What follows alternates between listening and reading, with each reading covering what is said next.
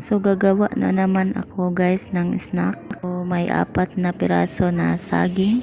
Pahaba yung ginawa kong slice. Wala po yung tamang measurement. Akin lang yan guys. Lang yung ingredients yan guys. Flour lang.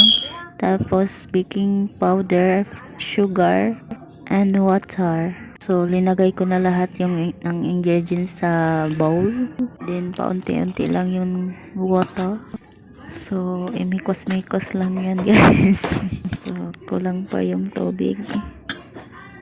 So, nilagyan ko na naman ng tubig, guys. Then, mikos-mikos ulit.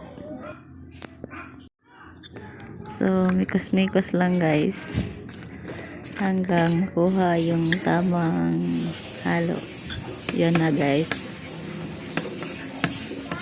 sakto na yan guys, mikos lang mga insan.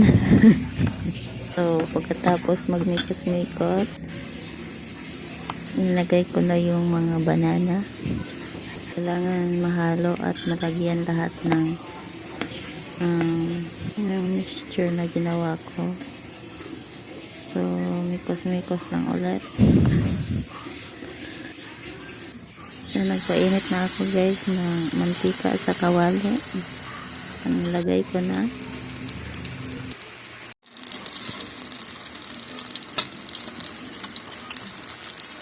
Pinaghiwalay ko na lang guys kasi nagdidikit-dikit na sila.